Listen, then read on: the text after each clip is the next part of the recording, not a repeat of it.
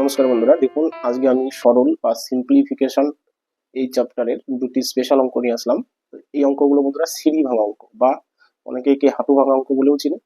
তো এক কথা এখানে বন্ধুরা কয়েকটি সিঁড়ির মতো থাকবে, সেই সিঁড়ি দিয়ে উপরে উঠতে হবে। অর্থাৎ এই অঙ্কগুলোর একটা বিশেষ নিয়ম আছে বন্ধুরা, সেই নিয়ম যদি আপনি না জানেন অবশ্যই আপনার অঙ্কের উত্তর ভুল আসবে।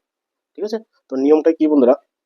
আসল নিয়মটা হচ্ছে বন্ধুরা, এই ধরনের অঙ্কে যে অঙ্কগুলোতে সিঁড়ি থাকে বা সিঁড়ির মতো গঠন থাকে সেগুলোকে আমরা কি করি, সিঁড়ি ভাঙা অঙ্ক কেন বলি? কারণ সিঁড়ি বেয়ে যেমন আমরা 1 নম্বর সিঁড়ি থেকে 2 নম্বর, তারপর 3 নম্বর এমন করে করে উপরে উঠি, ঠিক এই অঙ্কগুলো সেরকম আমরা কি করবো, নিচের থেকে ধীরে ধীরে ধীরে ধীরে উপরে উঠবো, যার জন্য একে সিঁড়ি ভাঙা অঙ্ক বলে।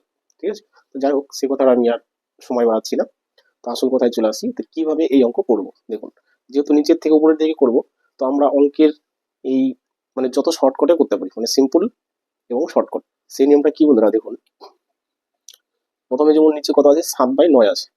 তো এই সংখ্যাটাকে, এই 7/9টাকে আমরা কি করবো, এটা তো ভাগ চিহ্ন, অর্থাৎ 1/7/9, তাই না? তাহলে আমি যখন এই ভাগটা গুণ করে দিব, তখন এই দুটো সংখ্যা কি হবে, উল্টে যাবে। তো আমি সেভাবে না করে এখানে এই 7/9টাকে 9/7 লিখছি। ঠিক আছে, কারণ কি ভাগটা গুণ হলে উল্টে যাবে, তাই না? অর্থাৎ এই 1 নম্বর সিঁড়ি থেকে যখনই 2 নম্বর সিঁড়িতে যাব, এই সংখ্যাটা যা আছে সেটা উল্টে লিখতে হবে, অর্থাৎ নিচেরটা উপরে উপরটা নিচে, বাস।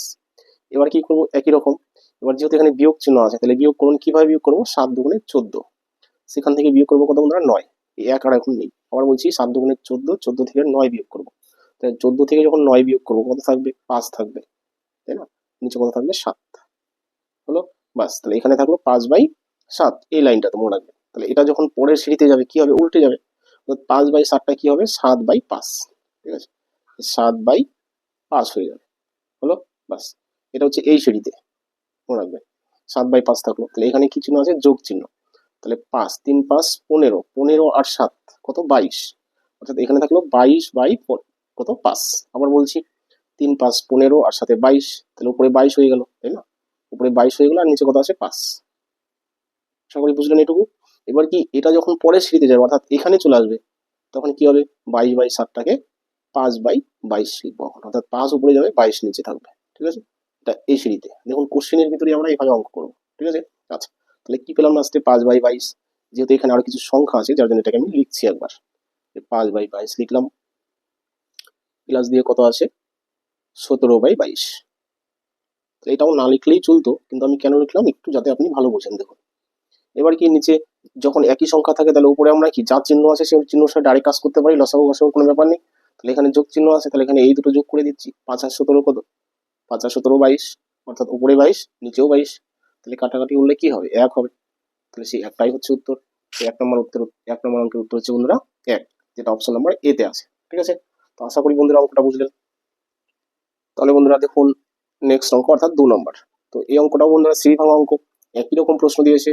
তো খুব সহজ অঙ্ক বন্ধুরা, দেখুন আপনি শুধু নিয়মটা যদি জানেন, অঙ্ক করতে আপনার টাইম লাগবে না। তাহলে কি নিয়ম, আর এই অঙ্কটা যদি বুঝে থাকেন তাহলে এটা আরো সহজ হচ্ছে। দেখুন কি করবো, নিচের থেকে আমরা সিঁড়ি বেয়ে বেয়ে উপরে উঠবো, কিভাবে, সমস্ত ভাঙাবো আর উপরে উঠবো।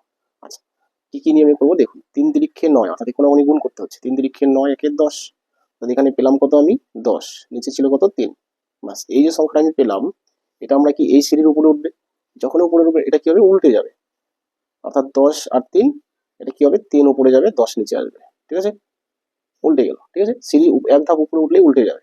আচ্ছা, এবার এখানে আবার গুণ করুন, 3×10 = 30 আর 3 কত হচ্ছে, 33।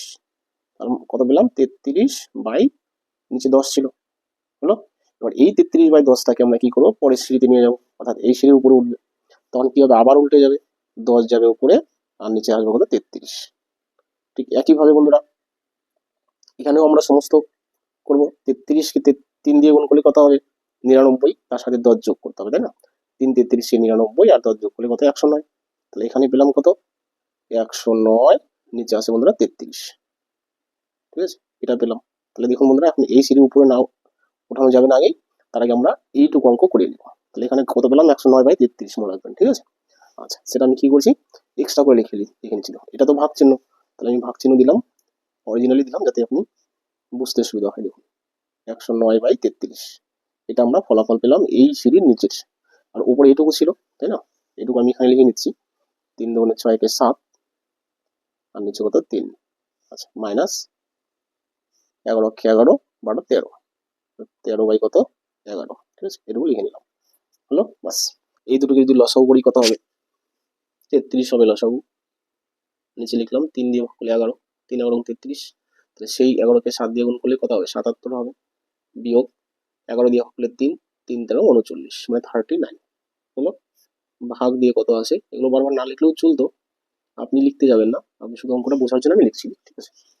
এখানে বিয়োগফল কত হচ্ছে বন্ধুরা? 38। এটা 77 থেকে 39 বিয়োগ করলে কত? 38। নিচে আছে 33। এবার ভাগটা গুণ করে দিন। এই 33 উপরে চলে গেল, তাই না? ভাগ গুণ হলে উল্টে যায়। 109 নিচে চলে আসলো। এবার 33 33 কাটা, থাকছে কত? 38। নিচে কত? 109। এই হচ্ছে বন্ধুরা অপশন নাম্বার এতে এই অ্যান্সারটা আছেই, ঠিক আছে। অর্থাৎ 38/9টাই হচ্ছে উত্তর, ঠিক আছে। এলো বন্ধুরা 2 নম্বর অঙ্ক, অর্থাৎ সিঁড়ি ভাঙার 2 নম্বর অঙ্ক। তো এটাই বন্ধুরা আজকের ক্লাসটা অঙ্ক, অর্থাৎ আমি দুটি করেই অঙ্ক জাস্ট দিচ্ছি, যেগুলো পরীক্ষায় বারবার আসে। তাহলে সিঁড়ি ভাঙা অঙ্কের নিয়ম অবশ্যই জানলেন। ক্লাসটি যদি ভালো লেগে থাকে বন্ধুরা অবশ্যই লাইক কমেন্ট শেয়ার করবেন। আর নতুন কোনো বন্ধু এসে থাকলে চ্যানেলটি অবশ্যই সাবস্ক্রাইব করবেন। থ্যাংক ইউ বন্ধুরা, রাখছি তাহলে।